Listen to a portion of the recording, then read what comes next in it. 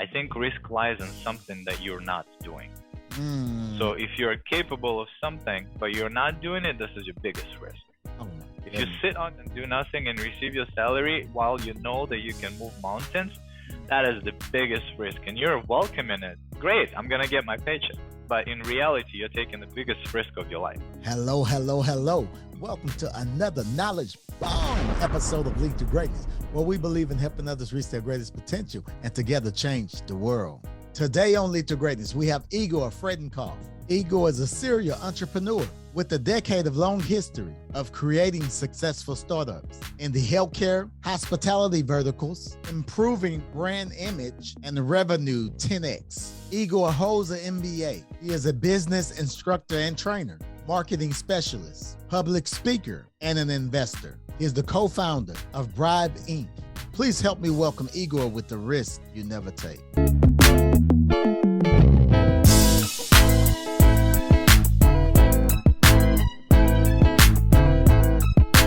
This is Cedric Francis, and you're listening to Lead to Greatness. It comes from within. It comes from the grassroots, from the foundation that your family does or your culture does, or the books you read, the movies you watched. What drives you, what inspires you, and also what keeps you limiting yourself from, let's say, I could have just finished college and went on a party spree, or when I was in the club scene. You constantly correct your course. And I think the general foundation that you carry, for me, was, my education, my upbringing, and my own personal experiences. But if you're able to utilize what you have in here to the ever changing lifescape, you're going to be fine. You get hit with one hit, the other hit, and this change and that change. And sometimes it's your own personal stuff. Sometimes it's, the global pandemic. Yeah. But you got to dust it off. You got to get up and got to move. I think majority of people are born with the inherent potential for greatness. Any one of us. And there are so many phenomenal examples of people who made it. And, they weren't given that stuff. They made it. And risk is like the undividable part of the life of entrepreneur, which I choose to be. Risk creates fear. Fear is the greatest motivator. Fear is the positive emotion that moves you forward. Fear makes mothers move cars with one hand to save their babies. Risk makes you make decisions on the spot. Think about any big decisions any large businessman or famous businessman ever made. They never prepared for years and years to make that decision. They had to think right there and then. They're being offered $10 million check and they, need to jump on one leg over the hoop. You got to do it. Risk is a huge thing. I believe even people that are risk averse in reality still take risks, but on their own level, in their own environment. Somebody brings it up like, well, Igor, how could you risk, your whole family savings or your career? It's really not, you're not risking something you're giving up. I think risk lies in something that you're not doing. So if you're capable of something, but you're not doing it, this is your biggest risk. Oh my If you sit on and do nothing and receive your salary while you know that you can move mountains, that is the biggest risk. And you're welcome in it. Great, I'm going to get my paycheck. But in reality, you're taking the biggest risk of your life. To get the new sneakers, you need to get rid of the old ones, right? But it's so tough to get rid of the old ones. Sometimes some people actually pray. They pray for somebody to fire them so they can get out of the job that they hate because they cannot do it on their own. Sometimes people pray for a cataclysmic event to actually get up and all of a sudden not read the Marvel comics, to actually become a superhero. You can't just sit and wait for the earthquake to try to save a dog from falling off a building. But this is generally for some of the stagnation in the mind and in the professional mind, large shifts in environmental, political, economical, any kind of situation, they create that outside motivation that puts you in the position whether you do something and you succeed, or at least you move on, or if you don't do something, then you are risking to be left behind, or in some cases, like right now, to be dead. I think shifts like this give us power, but also if you look at it from this is an opportunity. It's a chance to do something, to change something. Like it's a huge chance, for instance, for our business. to grow because majority of people are going online to find jobs. It could have been a fantastic choice, and it kind of was a great opportunity for me to get out of brick and mortar business and go into something that's a lot more mobile, a lot more dynamic.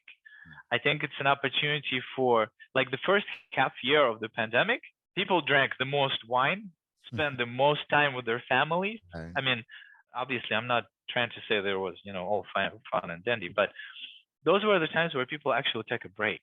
Yeah. They took a break from their craziness. They took a break. They had to hide.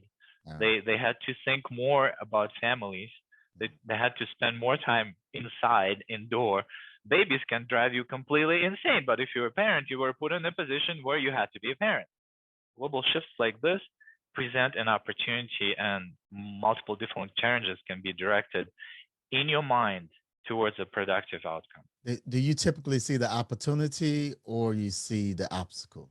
I see the opportunity, and I can't wait to overcome the obstacle.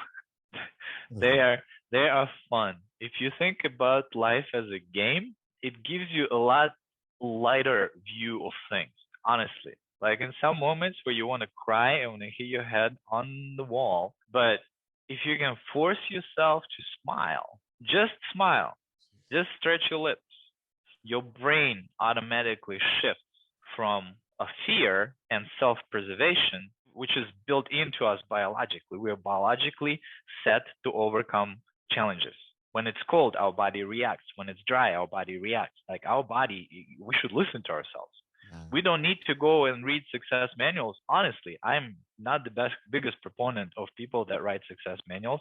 I think they do a tremendous job, and they have to be paid what they are paid, but this is their view. Go look in the mirror. This is your biggest success manual. Look at your body. When you're tired, it wants to sleep. Sleep. When you're cold, it wants warm. So the same thing. If your life, there is a discomfort, face it and create a reaction that comes from you. Igor, you're helping us. This is really, really, really great information that you're sharing with us. So I want to talk about just the name of the company. Let's talk about Bribe, because I want to know what comes behind the name. Does this have a negative connotation with it? I mean, let's talk about it. Go ahead. It doesn't. It doesn't. Well, first, the spelling. We spell it with a Y, B-R-Y-B-E, for one simple reason: Bribe with the regular spelling was taken, and they didn't want to sell it. So the company is co-founded by two marketing guys. I specialize in marketing. My business partner specializes in marketing. So despite the fact that many online businesses are created by engineers, ours is created by two crazy dudes. And we prank each other. Like, God forbid we go on, right now we finally can go again to an expo in different city. Those two hotel rooms are just going to be like trap on a trap on a trap. We play tricks on each other all the time, prank each other. Insane. So we brought in the same philosophy into the company, and our team is thankfully people who A, understand humor, and B, can actually support it. Bribe, in a way, followed the same suit that Virgin did. Back in 1972, Sir Richard Branson, his business partner, Nick Powell, I believe, Nick Powell, they started Virgin because they were virgins in the business. They just finished their record store and wanted to go into a record company, and they knew nothing about what they were doing. So, hey, let's call ourselves the Virgins and see how far it's gone. I think up until today, they still probably get negative comments from naysayers, from anybody who gets rubbed the wrong way, but it's what you bring into the name. For us, I come from Russia originally. And as stereotypically, from the Red Scare and all the crazy movies that you guys watch here about us, Russians Right. bribe everybody, and, they get their stuff sold in the shadows and whatever. Well, we were toying with the same idea because sometimes you really work hard. You really gotta, just beat. So realistically, as a brand, if you want to get an influencer or a freelancer, you need to find them online. You need to try to get through all the DMs. I don't know if you've ever seen a DM of the influencer. They go like pop, pop, pop, pop, pop, pop, pop, pop. And if they don't see you at that very moment, they will never see you. So, but if you can bribe them in a way, so we're bringing a positive connotation to this. On our platform, you are able to offer already what you want to get done and for how much money. So the influencers and freelancers can come to you, look at what you have to offer, and they actually bid for the stuff that you're selling. And on the flip side, it's a double-sided marketplace. Freelancers and influencers are able to show out their bribes, like, hey, this is my bribe. This is what I'm gonna do for you. And then the brand looks at it and they see whichever offer they like the most, whosever bribe they like the most is that's the one that they're gonna pick. So Yeah. we took fun, we took that emotional, a little shock reaction to a negative connotation on the word and tried to turn it around. And it's catchy, it's memorable. And on top of that, we just recorded a jingle, and it's annoying as I will sing right now. If you want to cut it, but I will still do it. Brybe.com. My kids go around the house singing this. I can feel that sound in my teeth, but it's catchy. You immediately see, oh, okay, it's Bribe, it's these guys, it's bright orange, it's humor. Oh man. So yeah, that's the story of the name. Wow, it's so much you just said. You talked about even the jingle, and you mentioned the color orange, the bright color, and this is influential marketing. Is it really what it's hyped up to be? It's not. I will add. I am in the space for some time now, and as everybody knows, the concept is not new. The concept started back in the day, like way back in the day. Not even Jordan. You go way back. But companies have used opinion leaders and big celebrities to promote their products for many, many, many years. What influencer marketing has created is an opportunity not only for the large players and mega celebs, but for people who are truly opinion leaders in the social media space, who don't have fraudulent following, who don't try to fake it, who don't try to run as many different product placements that they can. But let's say one of our clients is a mom out in Vegas. She writes a blog about kid products. She reviews kid products. She's a mother herself. She does really clear, cool reviews, and her following is about 60, 70,000 people. But if she says, hey, this diaper is the best diaper that your kid can have, and she backs it up by her opinion, her research, that brand will benefit from that particular opinion because it's not a sale. It's a researched opinion. Yeah. Influencer marketing very quickly jumped into a lot of money, a lot of air, a lot of fluff. Sorry for using this word. 16-year-olds becoming millionaires driving Lamborghinis. So in a way, it has become something that in the eyes of the regular, working person is like, okay, this is something that I don't want to mess with. But I think the space is so incredibly wonderful the way it is right now because nobody pays attention to large megas anymore because people look to opinion, to analysis. They now know how to analyze somebody's following. Large companies like Facebook and Instagram are creating their own engines in the space that validates the industry and that brings it out to people that can actually understand it more. Like the biggest problem that I have had in the beginning is how to explain to my mother what I do. It was the biggest problem. Finally, I said, Mom, I found people that recommend something because they know a lot about it, and then that company benefits from it. She goes, oh, okay. So it clicks.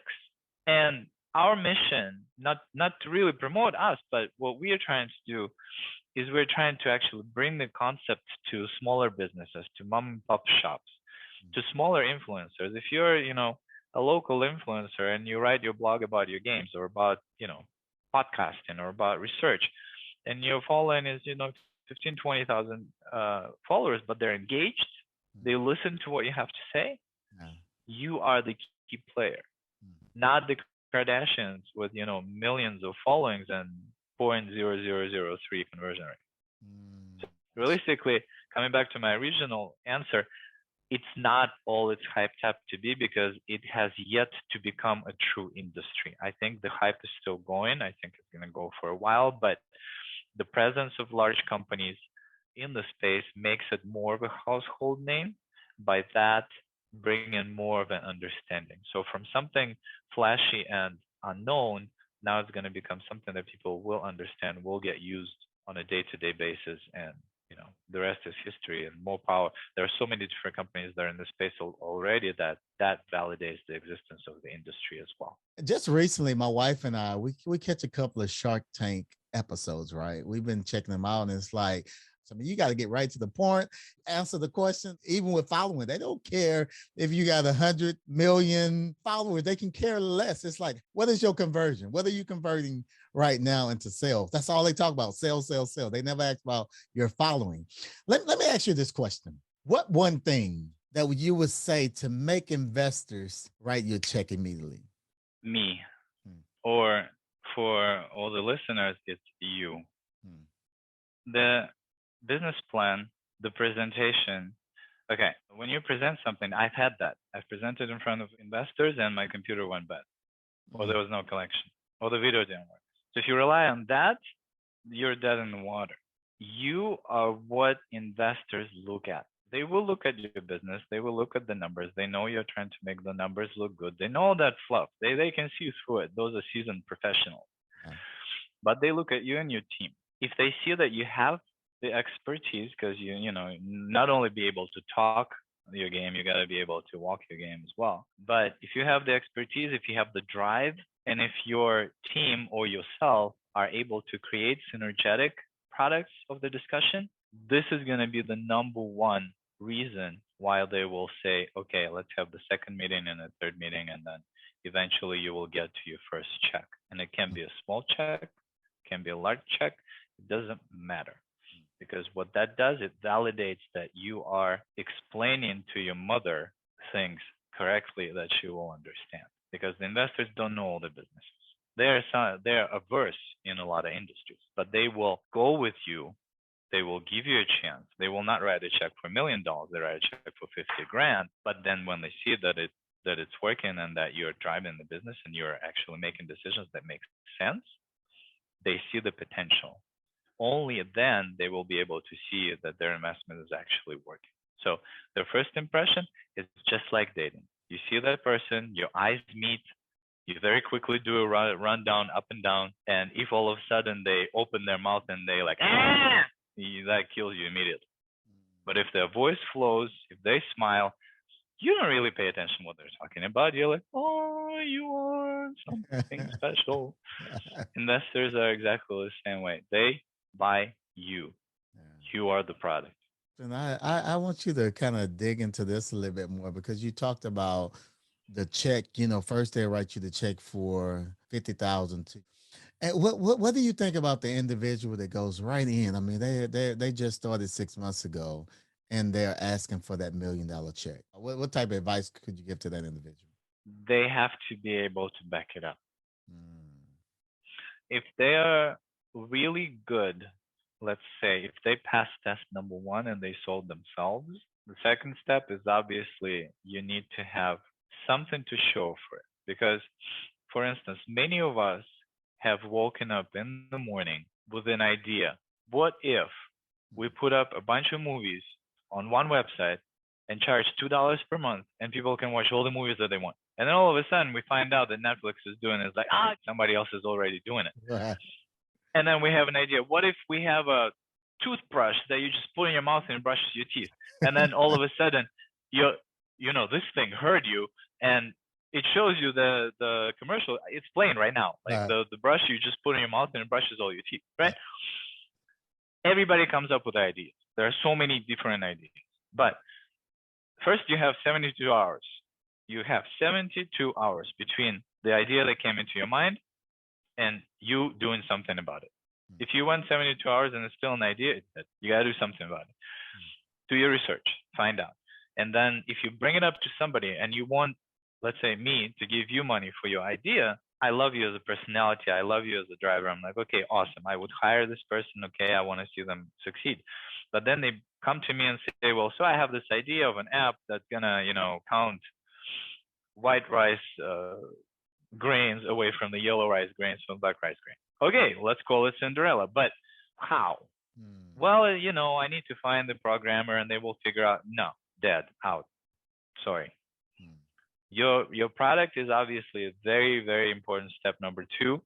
It really helps to have an MVP, the minimal viable product. You come up with something that you can actually show. Mm. That helps a lot in obtaining an investment, an initial investment. And I think I keep bringing my mother, but let's do it for the third time.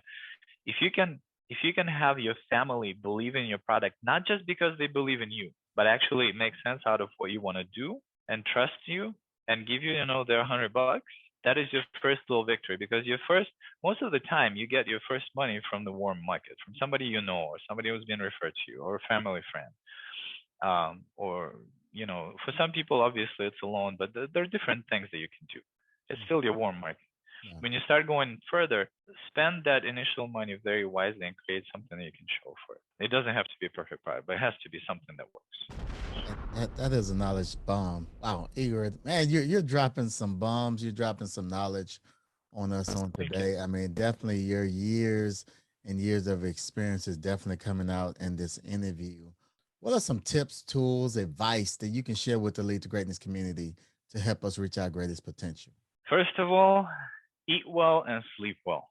Hmm. Because if you want to get into entrepreneurship, or if you want to do even worse and you want to do have full-time job and try to start something on the side, you have to be well rested. Honestly, this is not trivial. No. And you have to have a decent diet so you can feed your body because you are going to be the driving engine of that train. And that train is heavy. Be in good health, get some good rest. Most importantly, you have to weigh in when you make a change in your life. Again, for me, it's the opportunity to do something and pass the risk of not doing it. For some people, it may be the risk of getting out of their comfort zone, but ask yourself why. Because you can see your neighbor drive a nice car, and maybe you want to have a car like that. But if you look inside and you can tell yourself that that means getting out, that means doing this and this, I'm completely uncomfortable with it, I don't know how to do it, I'm fine where I am, I really want that car, but I'm fine where I am. Come to peace with that. Be where you are. Find it in yourself because nobody's going to tell you. Don't buy success manuals. Don't listen to energetic lectures because what they create is that one, pow, you wake up, you're ready to go and do this. Day two, you're like, okay, we can still do this. Day three, you're like, okay, where's my coffee? And day four, you're like, okay, I need another dose of that. Yeah. No, the motivation comes from you. Man, You need to look in the mirror. You need to tell yourself, yo, we got to do this. And only then, when you drive yourself and you move forward and you are in good health and you're in good spirits, then you can look at the experience of other people and try to apply their knowledge, try to apply their advices, etc., etc. Like, thank you so much for this opportunity. I almost feel bad telling people what potentially they should be doing. This is not. This is just my own opinion based on my life, my personality, my story. Yeah. But the only thing that I can say, write your own story. Take Yeah. ownership of your story. Yes. Another knowledge bomb. You said something. I have to repeat this. You said this is so amazing. You said, ask yourself why. I hear this a lot, but you said something. You said, look inside yourself. That is huge. That is huge because we're finding motivation in other people instead of trying to motivate ourselves. We motivate ourselves through vehicles and through money. And it's like it starts within. Thank you. Thank you. I just had to read. I don't want anyone to miss that because that is key to your life. Lead to greatness. Listen, great advice. Great advice, great advice. This is stuff that can change your life. It all starts within. It starts with you. It don't start with what kind of car you drive, what kind of house you own, who you. It starts with you. With you, man. Thank you, Igor. This is so amazing. I want to ask you this. Going back to what you do, if someone was to do business with you, or work with you, or work for you, what can they expect? They can expect a carte blanche just so I can see what they can do. And this goes for our business partnerships. This goes for our teammates. They can expect, with me, I bring a certain amount of humor, but also a certain amount of controlling of the business because this is something that was built by us. We create the rules by which it's run. Again, going back to the grassroots, respect, knowledge, listening, hearing. And obviously, we don't become partners, so we don't hire people for something that we already know how to do. Mm. We get the people that can bring something new, that can be better than us, or can be different from us, or from either its business or from already people that are already on the team. And I think facilitating the business and facilitating the team, especially right now, because some half of my team is on remote in different countries, another half is here in LA. So maintaining not necessarily control by keeping everybody engaged is my job. But for anybody who is in this environment, in the space called Bribe, they have to like it. They have to see the potential. They have to want to grow with it. We're still a startup. We don't take on freeloaders. We take somebody who is willing to come with us all the way, screaming, kicking, and rising tide rises all the boats. If we succeed, everybody on the team, all of our business partners are going to succeed. Oh man, and definitely appreciate you and you coming on today and sharing your time with the Lead to Greatness community. If someone wanted to connect with you and what you're doing, where should they go? Very easy. Our website is Brybe, BRYBE.com. My name is Igor Fedenkoff. It's probably in the description for this podcast. You can find me on LinkedIn. Reach out. I cannot promise that I will answer that very moment, but I will try to get back to it and answer as soon as I can. And it will be my pleasure. Mention that you come from Cedric, you get extra attention. So. Yes, thank you. On behalf of the Lead to Greatness community, we want to thank you so very much for taking time out of your busy schedule and adding value to us all. Thank you so much. It was an honor. Appreciate it. And don't forget to subscribe to Lead to Greatness if this is your first time. And if this podcast was helpful to you, leave a big thumbs up. And also, I want you to check out our Marriage Coach podcast, the podcast with my wife and I. If you're on iTunes, please rate this podcast and leave a review and help get the word out. Again, thank you, Lead to Greatness Nation, for joining us on today. Looking forward to seeing you again on next week. Till then, remember, if you help others reach their greatest potential, together we can change the world. Peace. We out.